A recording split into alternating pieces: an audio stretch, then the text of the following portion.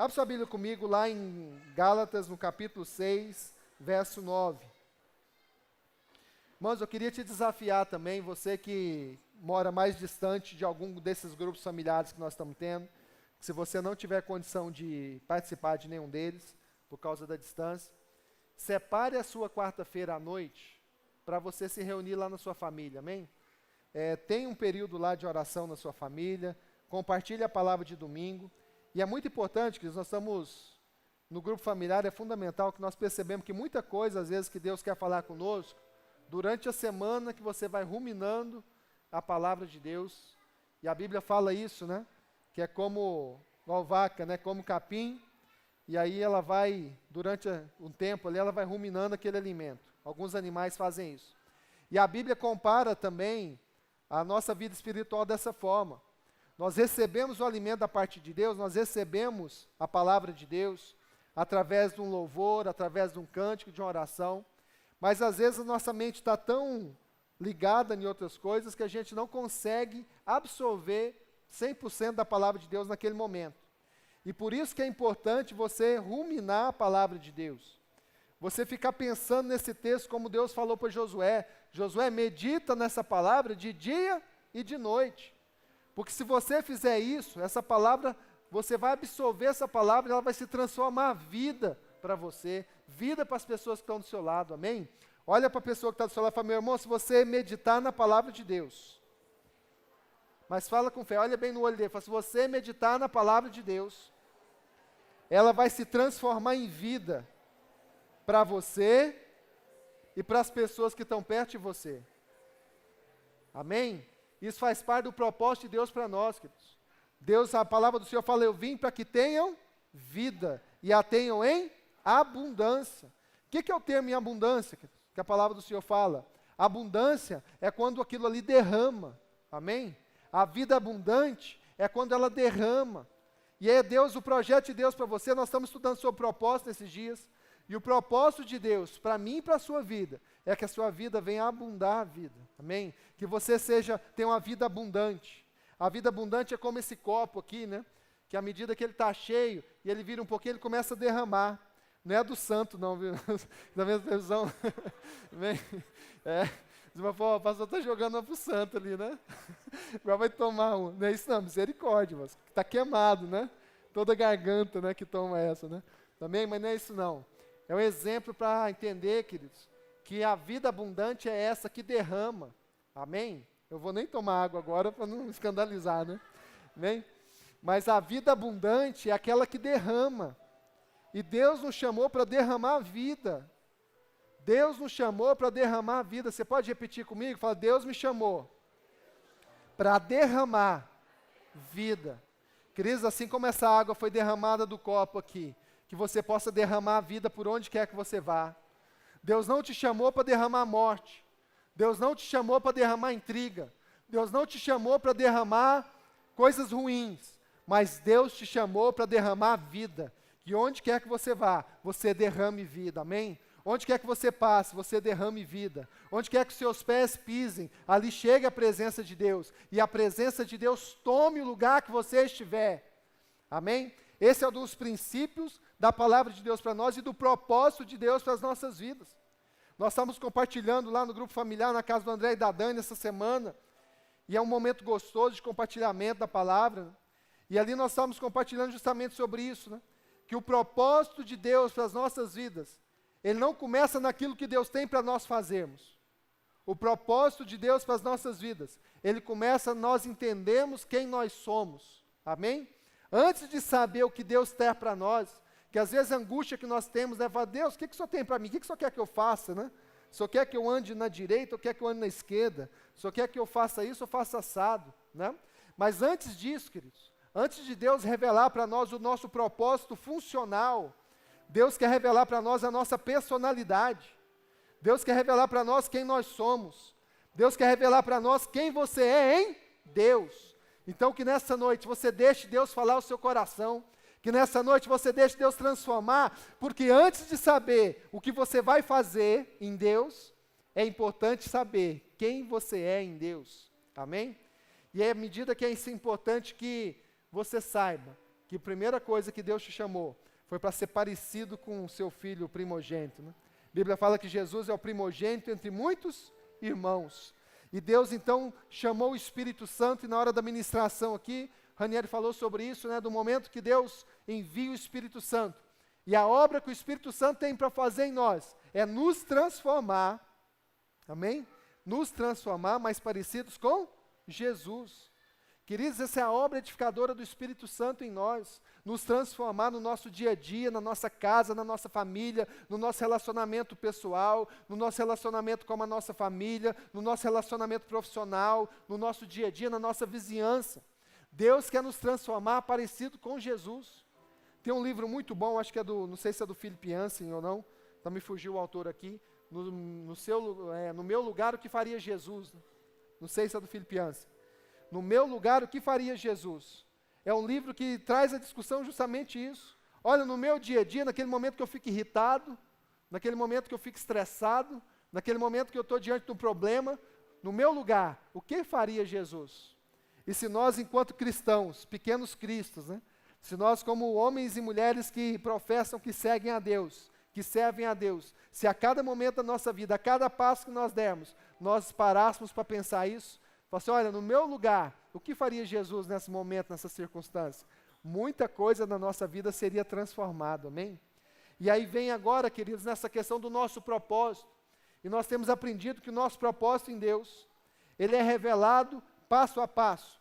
E hoje eu gostaria de compartilhar com você sobre essa questão do propósito, sobre os passos do propósito na nossa vida. E é o que é muito importante que nós aprendemos aqui na Palavra de Deus, que o propósito de Deus para nós, ele é um propósito eterno. Enquanto nós temos um pensamento e nós queremos descobrir qual que é o propósito terreno para Deus na nossa vida. Qual que é o propósito que Deus tem para mim aqui no curto espaço de tempo. O que Deus quer que eu faça, o que Deus quer que eu trabalhe, onde que Deus quer que eu me estabeleça. Às vezes essa é a nossa angústia. No ministério, o que Deus quer que eu faça no ministério. Mas Deus tem um propósito eterno para nós, amém? E algo que é muito importante para nós entendermos que a viagem com Deus, para Ele é mais importante do que necessariamente a tarefa que nós fazemos. Só que nós somos focados na tarefa, nós somos focados na ação, nós somos focados naquilo que nós podemos ver e sentir, mas Deus está preocupado com aquilo que nós vamos nos tornar nele durante a viagem, amém? Queridos, eu gosto muito depois que Jesus ressuscitou, aquela passagem que diz do caminho de Emaús, né? Que os discípulos iam voltando de Jerusalém para Emaús, e Jesus se colocou do lado deles, e Jesus começou a caminhar com eles. E ali Jesus começou a falar com eles e perguntando, o que vocês estão tristes, né?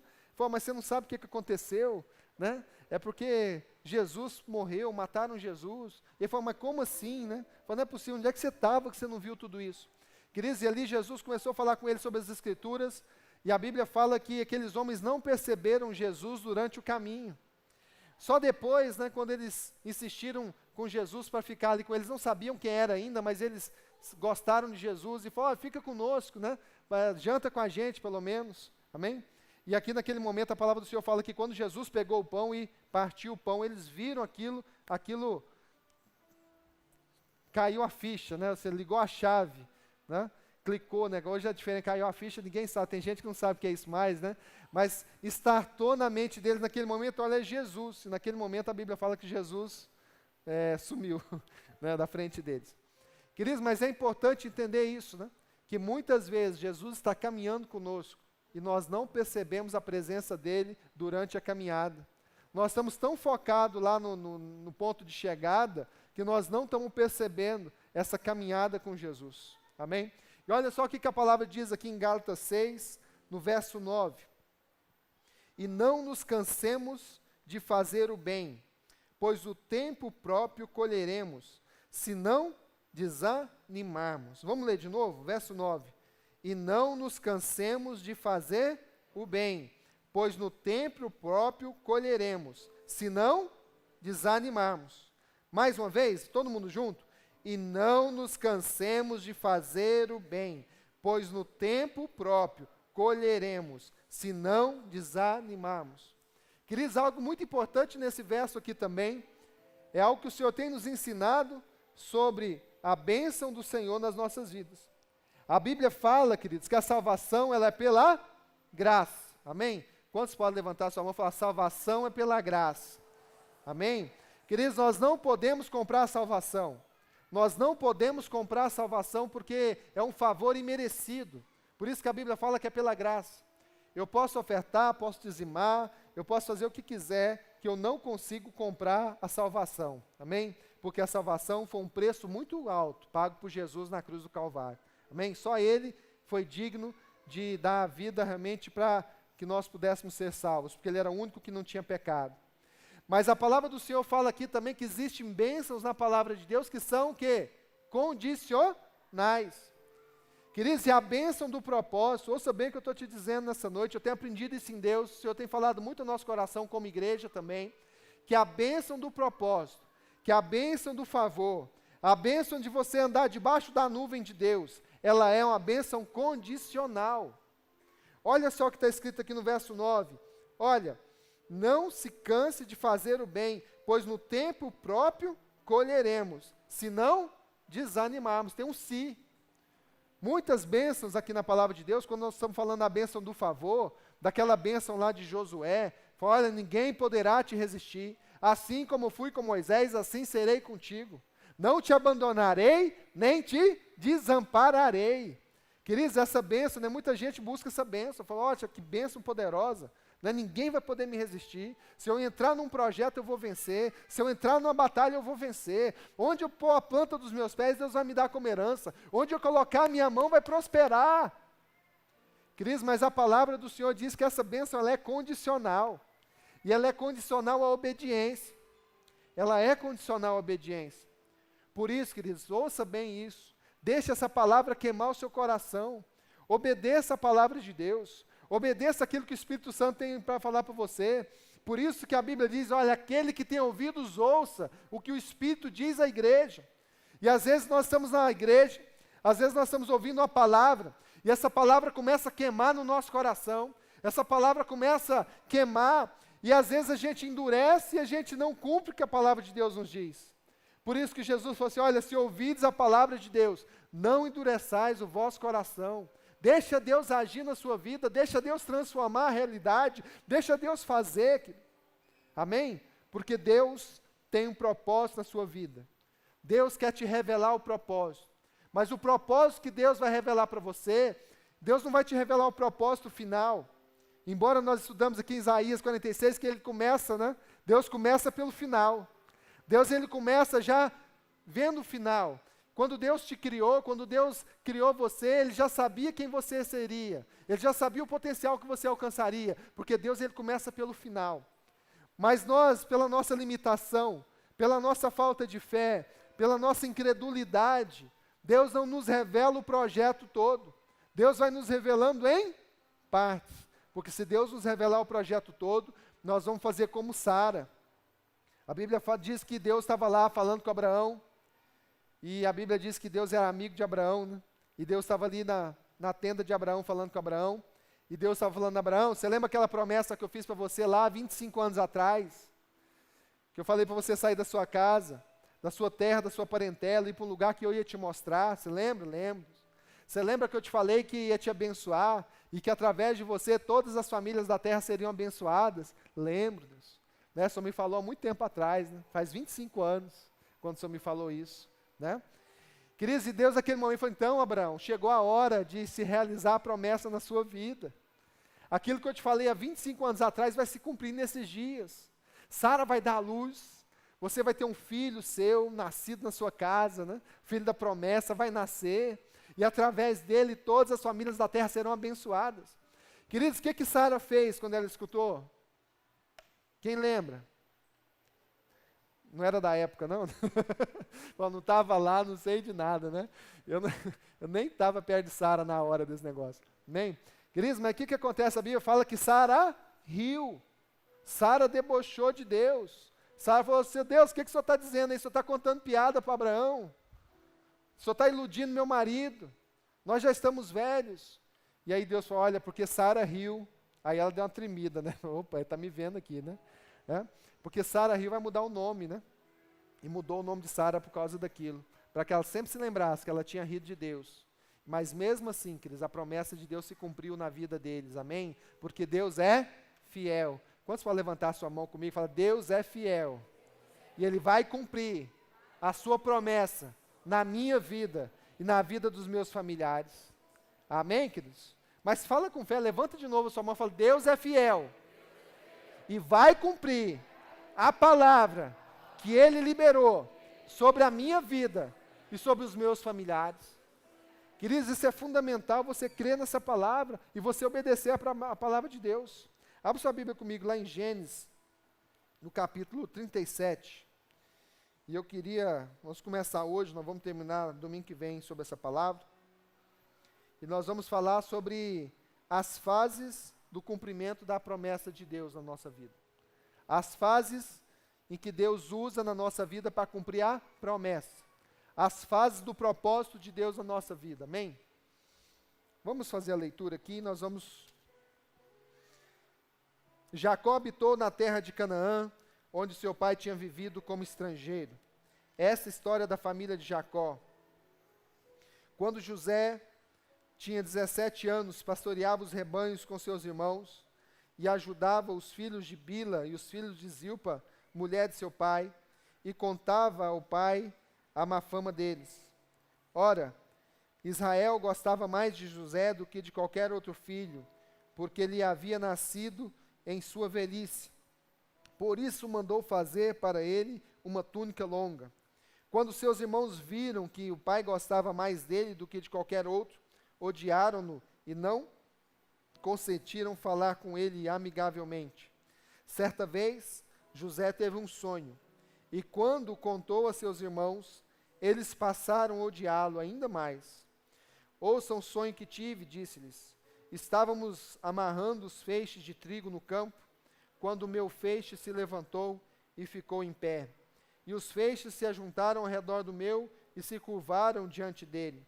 Seus irmãos lhe disseram, então você vai reinar sobre nós? Quer dizer que você vai nos governar? E o odiaram ainda mais, por causa do sonho e do que tinha dito. Depois teve outro sonho, e o contou a seus irmãos. Tive outro sonho, e dessa vez o sol, a lua e 11 estrelas se curvaram diante de mim. Quando o contou ao pai e aos irmãos, o pai o repreendeu e lhe disse, que sonho foi esse que você teve? Será que eu, sua mãe e seus irmãos viremos a nos curvar até o chão diante de você? Assim os seus irmãos tiveram ciúmes dele.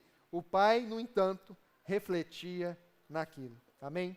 Queridos, a primeira coisa que Deus faz na nossa vida para nos revelar a visão, para nos revelar o propósito dele para as nossas vidas, é nos dar a visão. Queridos, é importante entender isso, né? Que nós, domingo passado também nós aprendemos sobre isso, que a Bíblia fala que se não houver visão, o povo se corrompe.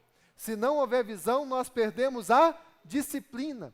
O que quer dizer isso? Quer dizer que se eu não tiver uma visão daquilo que Deus tem para mim, se eu não tiver uma visão clara daquilo que Deus tem para a minha vida, do projeto que Deus tem para mim, eu não vou ter a disciplina necessária. Ouça bem isso, queridos. Se eu não tiver a visão daquilo que Deus tem para mim, eu não vou ter a disciplina necessária para me preparar para tomar posse daquilo que Deus tem. Pastor, que história é essa, né? Deus vai me dar e eu tenho que estar preparado? Tem, queridos. Você tem que estar preparado para o projeto de Deus. Você tem que estar preparado para que Deus te dê um momento certo, a bênção que Ele planejou para você. Amém? Deus não vai, todo milagre na palavra de Deus, ouça bem isso, todo milagre que você vê na Bíblia, a pessoa tinha algo nas mãos, mesmo que fosse pequeno. Amém? Deus multiplicou os peixes a partir de outro peixe que estava, né? 2 peixes, 5 pães e 2 peixinhos na mão daquele rapaz. A viúva, né? Deus multiplicou o azeite do pouco que ela tinha. A farinha na panela, a mulher tinha um pouco de farinha. E naquele milagre do azeite também, Deus fez o milagre na medida das vasilhas que ela conseguiu preparar. Então, queridos, é muito importante você entender isso. Por isso que a Bíblia fala que não havendo visão, nós perdemos a disciplina. Às vezes Deus sonha conosco, às vezes Deus projetou algo para nós, mas é necessário nós nos prepararmos para isso. É necessário nós nos prepararmos, Se Deus tem um ministério para você, é necessário que você se prepare, conhecendo a palavra de Deus, se dedicando a um tempo de oração. Se Deus tem algo preparado para você na área profissional, é necessário que você se dedique, estudando, se preparando, se habilitando, para que no momento oportuno, Deus possa te colocar na posição que Ele sonhou para você. Então, o primeiro ponto no propósito de Deus para nós entendermos o propósito de Deus para nós, é nós darmos valor aos nossos sonhos, a darmos valor àquilo que Deus faz queimar no nosso coração. Que visão que você teve, que sonho que você teve. Querido, José, ele começou ali o seu relacionamento com Deus, no propósito que Deus tinha para ele através de um sonho. A palavra do Senhor fala que José, então, primeira coisa que a palavra diz até agora, né? Primeiro, que José era fiel ao trabalho que ele fazia para o seu pai. A Bíblia fala que José, ele era fiel no trabalho com o seu pai, que ele era pastor de ovelhas, ele pastoreava o rebanho do seu pai. E a Bíblia fala que José, ele era fiel. E José, ele se escandalizava com seus irmãos que não faziam direito o seu serviço. Queridos, e aqui a palavra de Deus nos fala primeiramente isso, para que nós possamos receber a visão da parte de Deus. Ouça bem isso, queridos. Para você receber a visão que Deus tem para você, e a visão grande que Deus tem para você, o propósito de Deus na sua vida, é necessário que você seja fiel com aquilo que Deus colocou na sua mão. É necessário que você seja fiel com aquilo que Deus colocou nas suas mãos, por mais que seja algo pequeno. Queridos, o que é o pastorear rebanhos do seu pai? A posição que José foi colocado no Egito. Queridos, o Egito é como se fosse hoje os Estados Unidos, né? Comparando com a questão daquela época. E a família de Jacó é como se fosse um pessoal que morasse lá num desertão. Pensa só nisso, né? Um jovem que era fiel ao trabalho que o seu pai colocou nas mãos dele, lá num deserto, num lugar distante, ser colocado como governador, né, como presidente, ali como um primeiro-ministro dos Estados Unidos. Essa é a dimensão, queridos, que nós temos aqui na palavra de Deus. Mas algo que foi importante aqui é que José, então, ele teve sonhos. E a Bíblia fala que, então, que ele refletiu sobre aqueles sonhos. E à medida que ele foi fiel,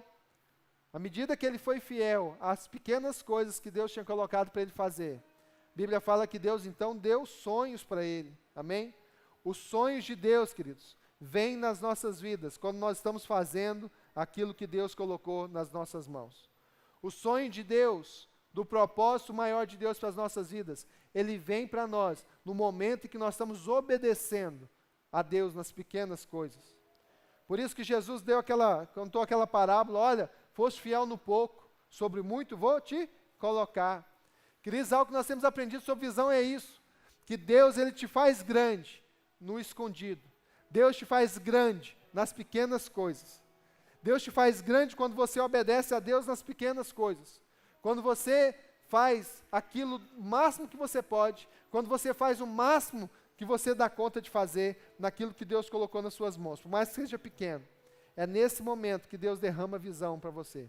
E ali na vida de José, a Bíblia fala que ele tinha 17 anos, quando Deus deu uma visão. E essa visão ele começou a falar para os seus irmãos. E os seus irmãos começaram o quê? A ter inveja dele. Mas a Bíblia fala que foi interessante, né? Jacó repreendeu ele. Falou: olha, menino, para com esse negócio, que história é essa? Está pensando que eu vou, né, me dobrar diante de você? Eu e a sua mãe vamos ajoelhar aqui na sua frente? Presta atenção, menino. Né, ele fez o workshop de voz, e aí ele falou bacana lá, né, com os meninos. Bem, mas o que acontece, queridos? Cadê a Maria? Saiu, né? Mas o workshop é bom, gente, é top, né? A menina é muito boa mesmo, eu brinco assim, mas é bacana. Muito importante, queridos, porque ele repreendeu, mas a Bíblia fala que os irmãos ficaram morrendo de inveja. Mas o pai repreendeu, mas ficou guardando aquilo no seu coração. Fala: Deus, o que o Senhor vai fazer na vida do meu filho? Né? Que sonho é esse? Pai, que sonho é esse? Assim também como Maria, queridos.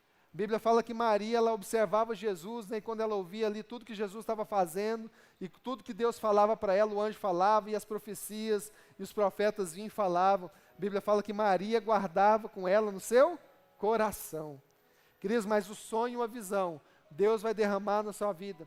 E às vezes Deus já derramou, às vezes você já sonhou com alguma coisa.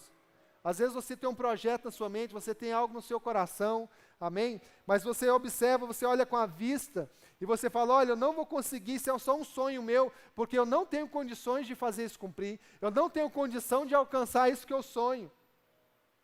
Muitas vezes isso acontece conosco. Queridos, mas a palavra do Senhor para você nesta noite é essa.